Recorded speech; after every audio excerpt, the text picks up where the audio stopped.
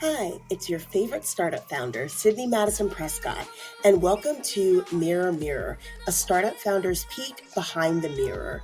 Great to have you here and can't wait for you to hear the latest episode. There is a very simple thing that is driving me. When I was on a run earlier this week, I just started the Great Lock-In Challenge, which is basically pushing yourself mentally, physically, spiritually from August until December. And when I was on that run, I was thinking to myself, what motivates me? What pushes me? What drives me to exceed when realistically I have no reason to push myself as hard as I do? I really don't.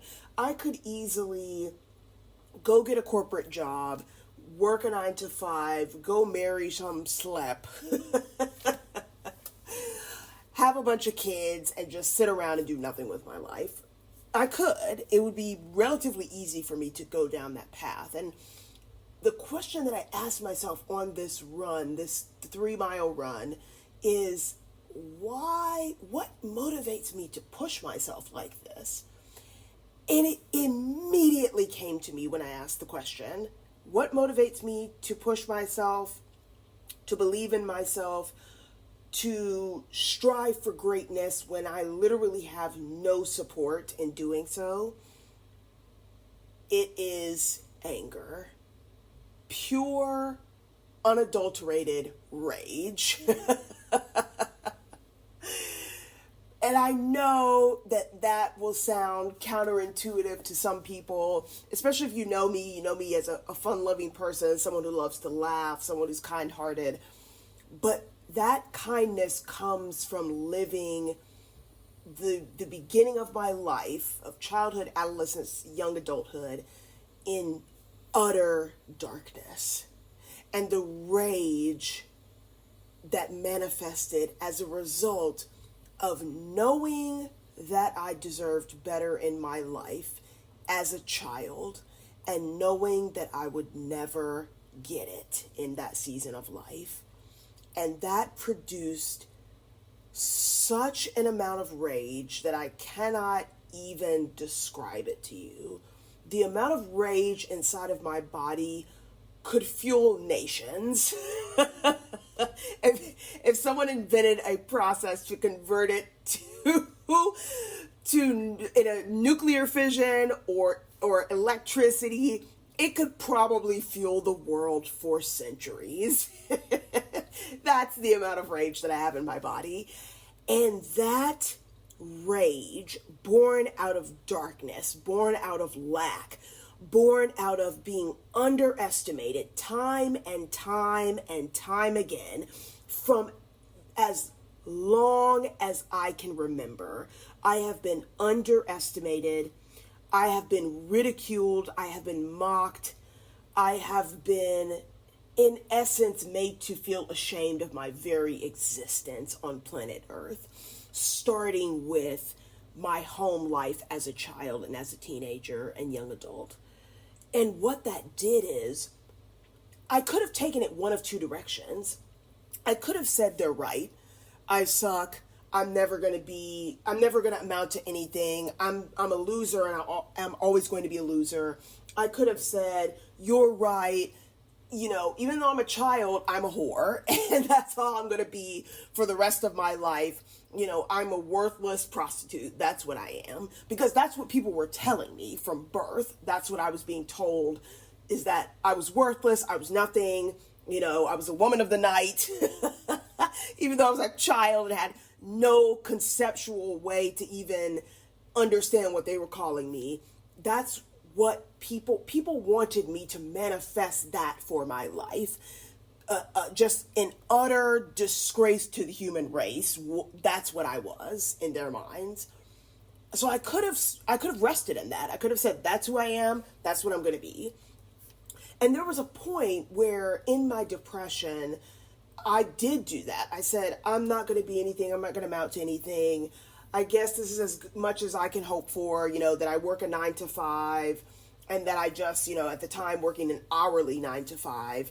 And this is as much as I'm going to be able to do with my life because everybody has told me that I'm worthless and I can't achieve anything. So And why would they lie? That was the key. Why would they lie?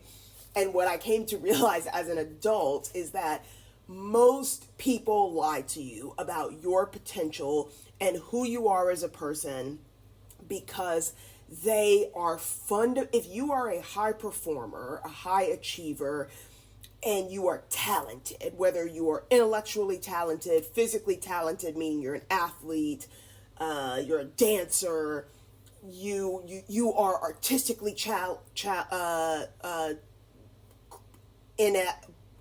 empowered. So you have, whether you are a sculptor, a painter, a welder, you're doing something, you're a singer, you're doing something, an actor, you're doing something that others can't do.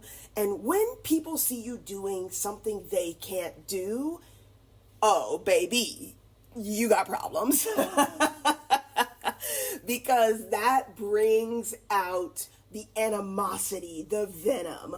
And so as a high performer, do not listen to other people. When they tell you what you are, what you can be, what your potential is, 99% of the people who you are talking to are hating on you. And that's just the honest truth.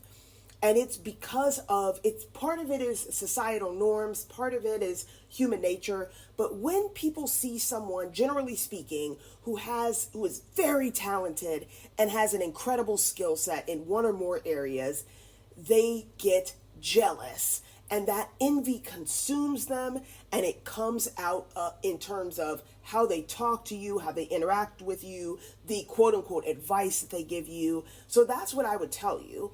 As an entrepreneur, as someone who is high engaging, someone who is very intellectual, very creative, again, very just aggressive about the way that you live your life, do not listen to other people. Hone yourself, the mental lab, what David Goggins calls it. Hone yourself in the mental lab to the point where nothing that anybody says can turn you away from your mission.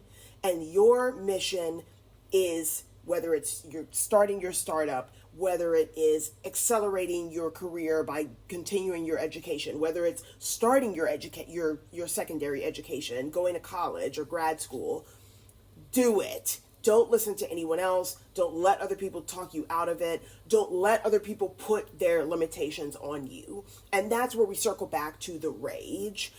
The rage that built up inside of me came from a place of realizing that other people were putting their limitations on me.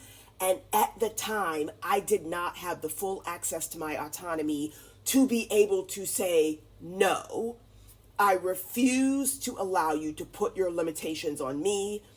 Whatever you feel you can't do in your life, that is on you. And whatever God you believe in or don't believe in, the limitations that I have on my life, I get to say what those are.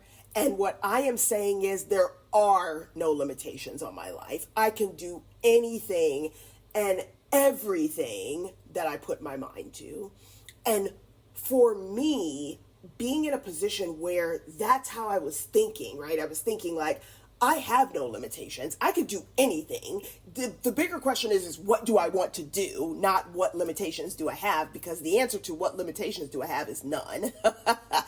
The broader question, the more pressing question is, what do I want to focus on? Because I am talented in multiple areas.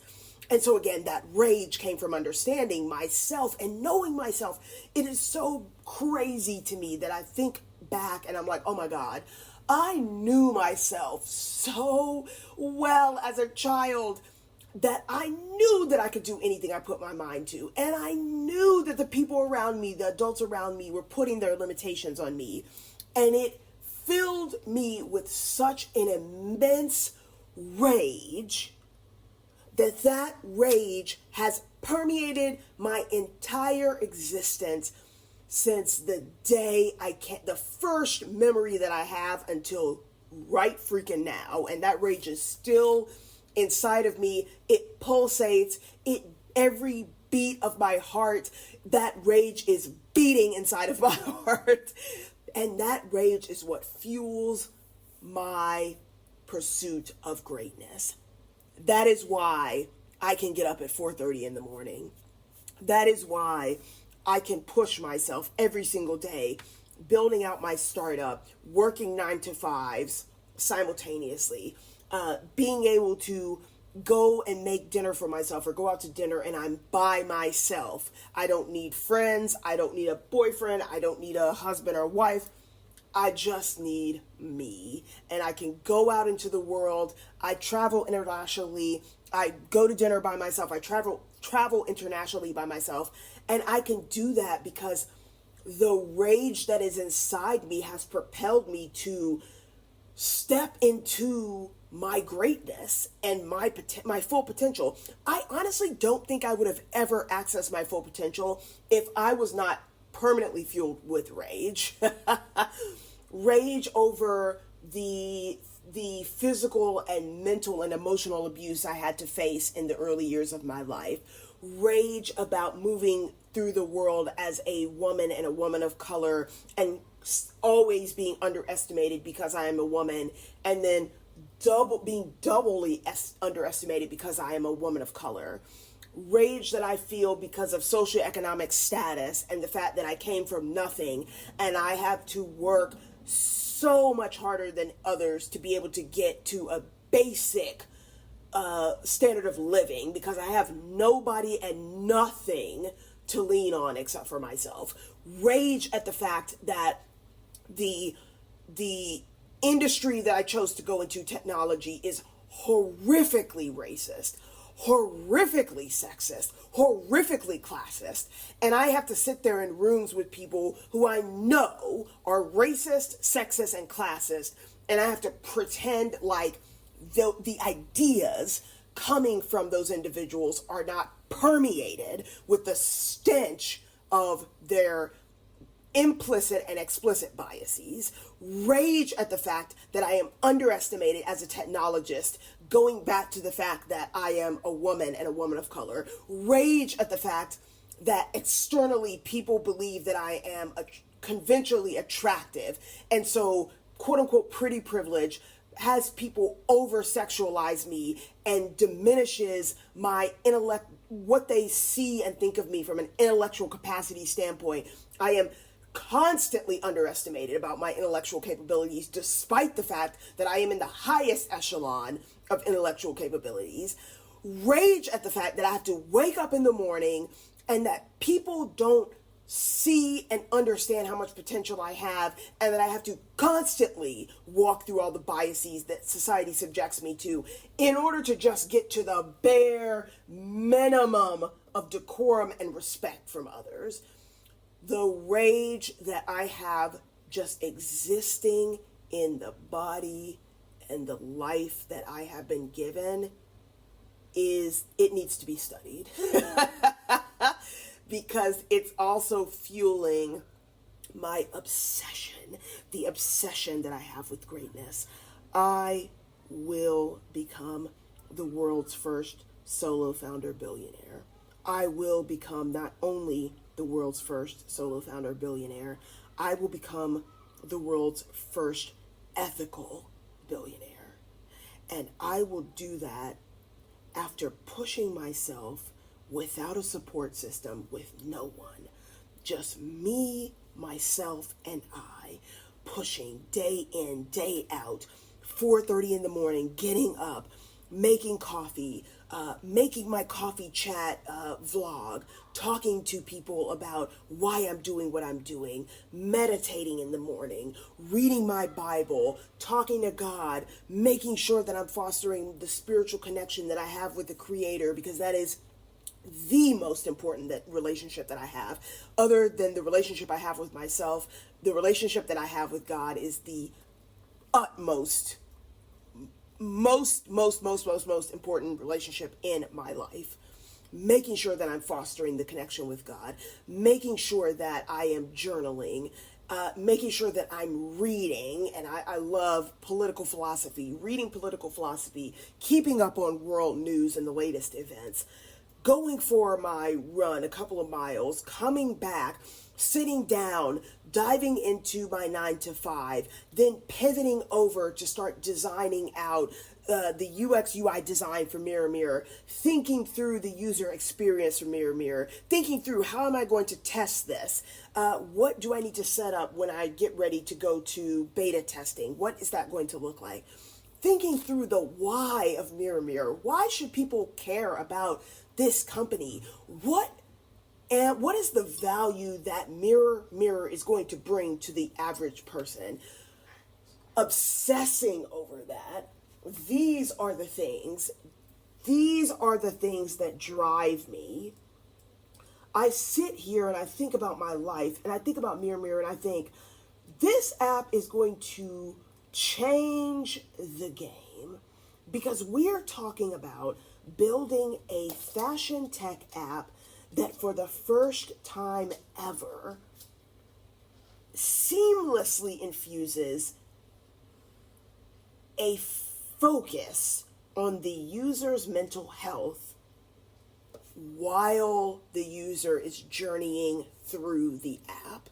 It's unheard of. It does not exist today to say we are going to focus equally and obsessively on a user's mental health while they are using our app as we are on the rest of the product features, the virtual closet, the 2D to 3D conversion of user photo uploads, the infusion of Dorota, the AI fashion stylist, into every aspect of the app where Dorota seamlessly learns your style patterns, the emotional context related to your style patterns.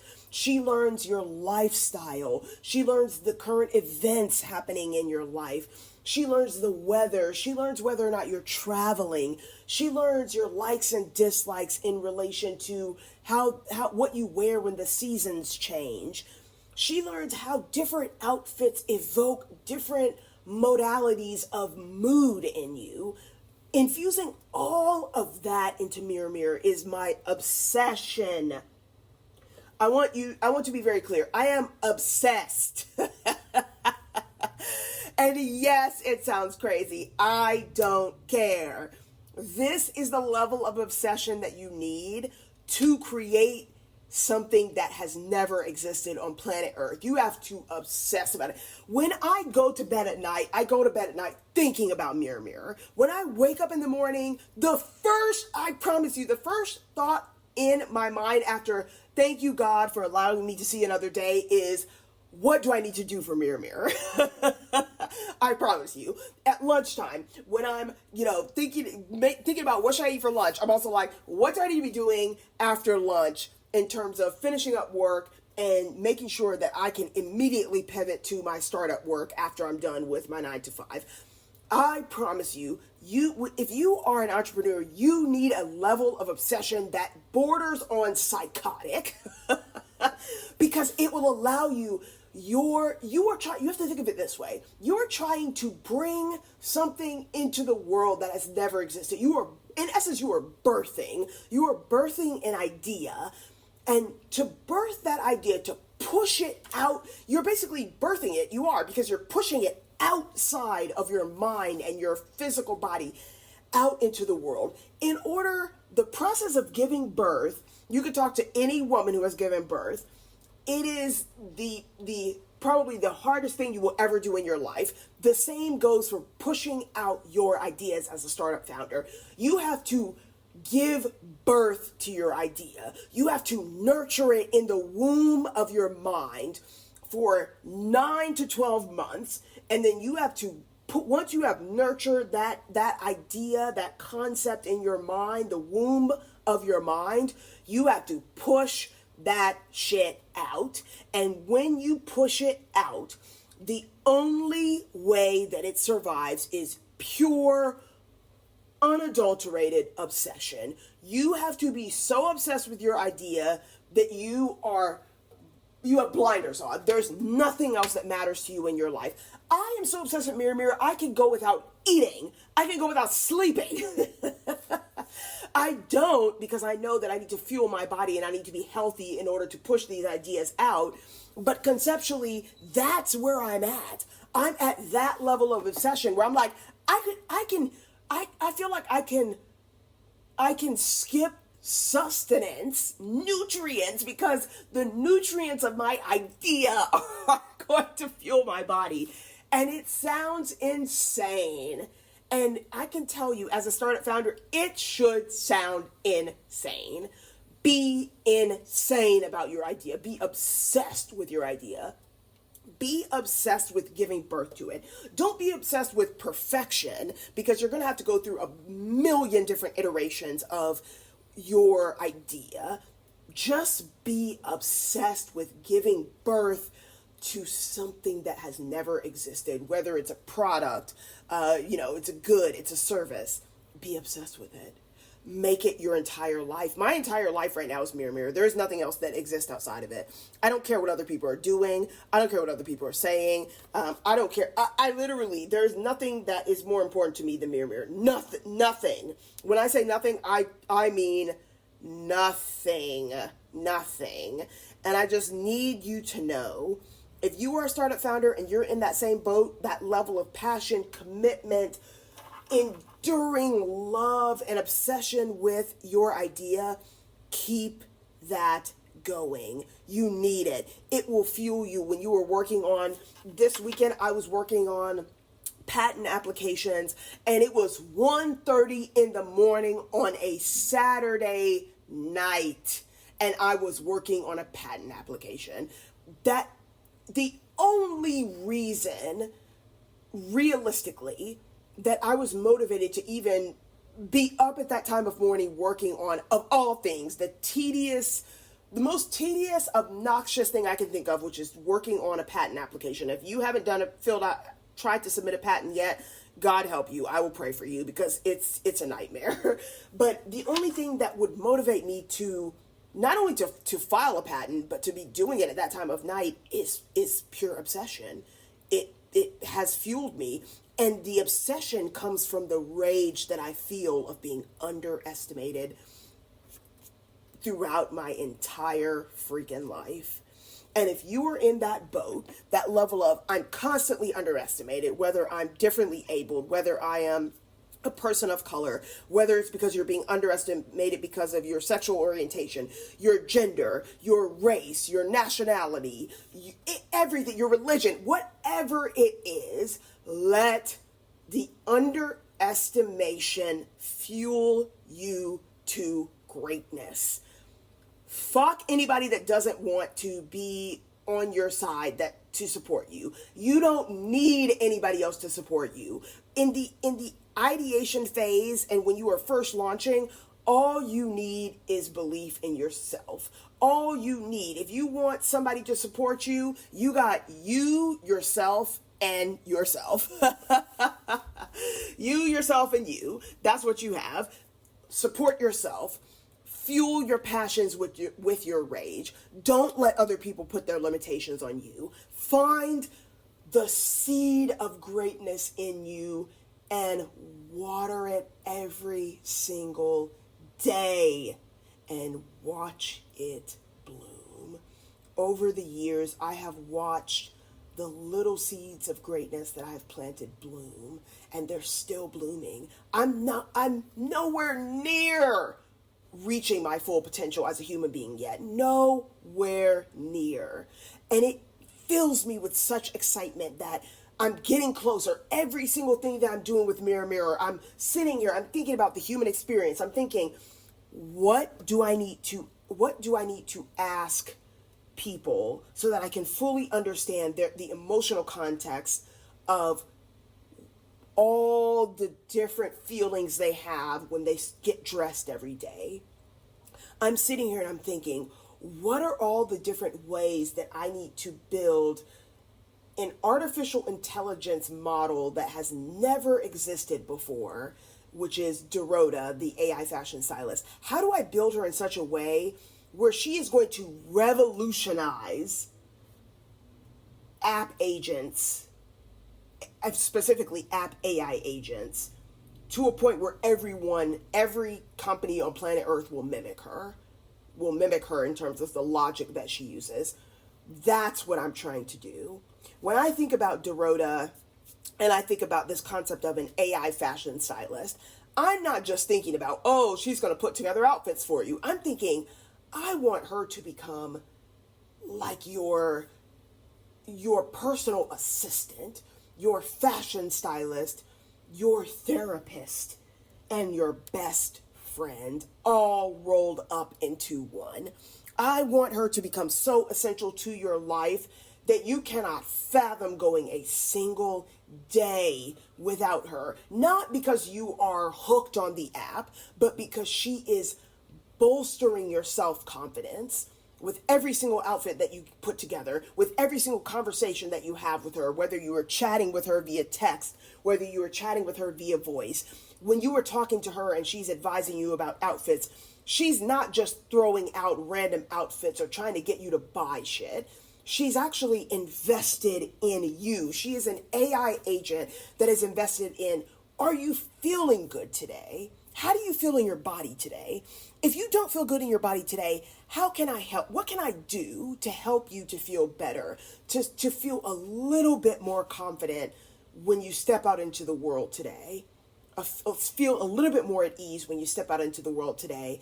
And we're going to do that through, she's going to have limitations. She's not like, it's seeing all, being all. But the goal for her is, I'm going to help you the best way that I can through guided mental health support as we style you, as we go through your virtual wardrobe, which Dorota, the AI stylist, has curated, because every single photo you upload, she's turning that photo into a digital representation inside of your virtual closet. She's looking through that virtual closet and she's listening to you. She's saying, I hear you, Sydney. You say that you're feeling down today because you broke up with your boyfriend last week. I got you. I hear you, Sydney. You're saying that recently, someone that was very close to you passed away, and you don't know, it's sucking the life out of you, and all you want to do is just go to sleep, and you don't want to talk to anybody. You don't care what you're wearing. I hear you. Let me help you. I hear you, Sydney. You're telling me that you're going on a vacation. It's the first vacation you've had since having a baby. You're really insecure and you're feeling very just your self-confidence is low because you're worried about what types of things can I wear? This is my postpartum body. What should I be wearing? I hear you and I can help you with that. I want Dorota to truly see you, to feel you, to be a real part of your life, not just some nameless, faceless AI agent that's in a machine. She is truly, this is what I say when I talk about my concept, which is patent pending, of human-centric engineering. It's stepping away from creating a product with this mindset of like, I just want to create buttons. What is the template for the color palette? What is the radius and the thickness of the buttons and the UI? And it's going to, what are the emotions that are going to manifest as a result of someone using every single aspect of this application? And what do I want those emotions to be? That's one thing. And then also putting in the variable of human behavior is so distinct that I cannot, as a startup founder, as an engineer, I can't predict all of the millions and millions of ways that people are going to feel when they interact with the app. But I can create an approach where no matter what someone is feeling, I can help guide them towards feeling a little bit better about themselves. I can create something that way. I can create a focus from an engineering perspective on what is the goal of the user's emotional health in every single aspect of this product. How do I want the user's health to improve with every single user flow of the app? when I think about the user personas, I'm thinking about the emotional depth of every single user that's going to interact with the app. And that's that human-centric engineering approach that I am pioneering, first in the world. Human-centric engineering, it is my creation, and it is what is fueling, it is the fundamental principle behind how I am developing Mirror Mirror. I am developing a fashion app, a fashion tech app, and it is not just an app. Mirror Mirror is an iOS and Android app. It is an AI fashion stylist, and it will have a physical hardware device component, which is going to be a physical smart mirror with our AI agent embedded in the smart mirror.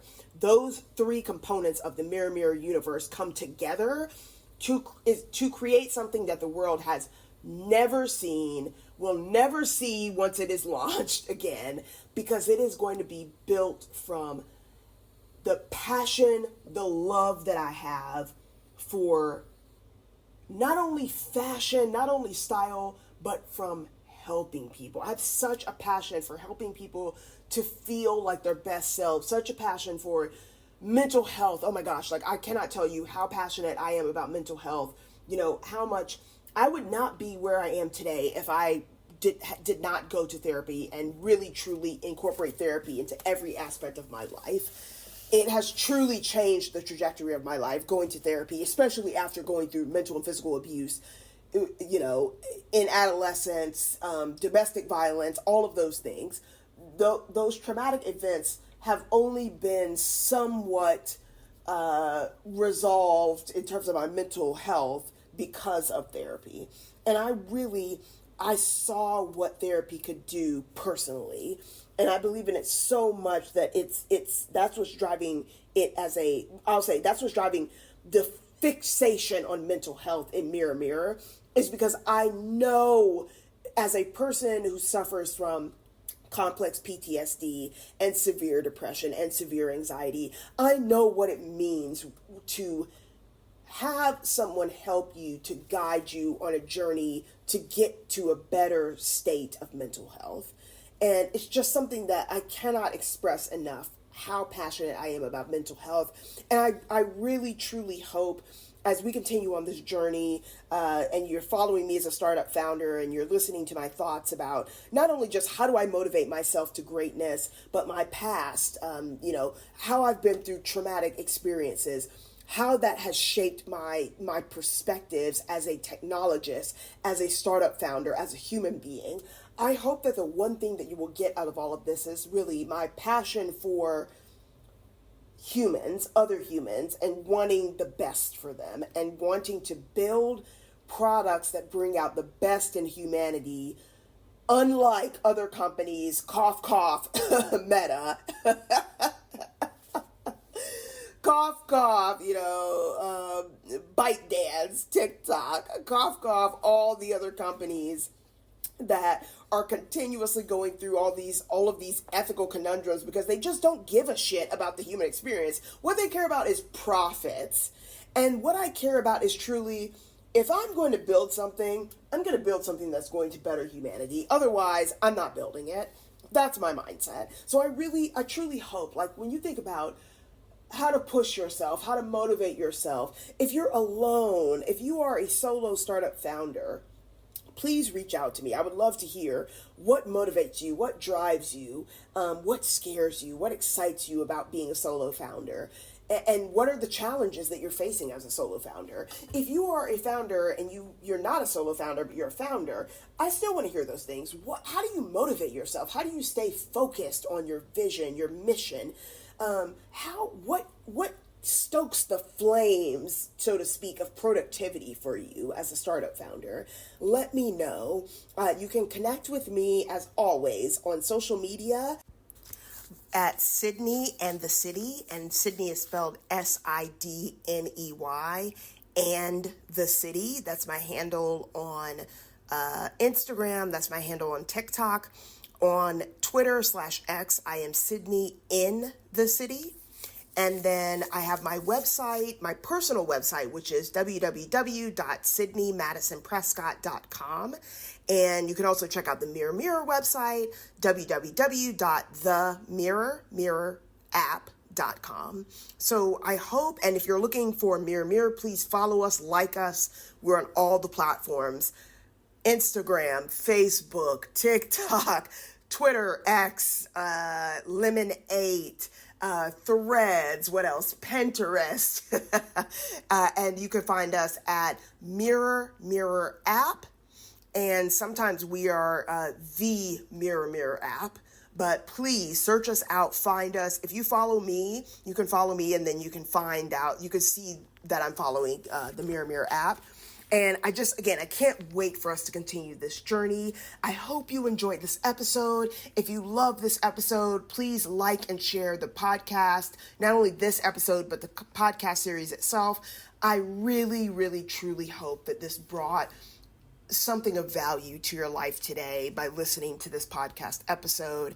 And I just thank you for your time in listening to what I have to share as a solo founder, woman of color, building Mirror Mirror, which is going to be the world's first AI fashion stylist powered mobile app, hardware device, and AI fashion stylist. And I'm working very, very hard to drop the beta in fall of 2025. So we also have a wait list going. Please reach out to me and I'll send you the link to sign up for the Mirror Mirror wait list.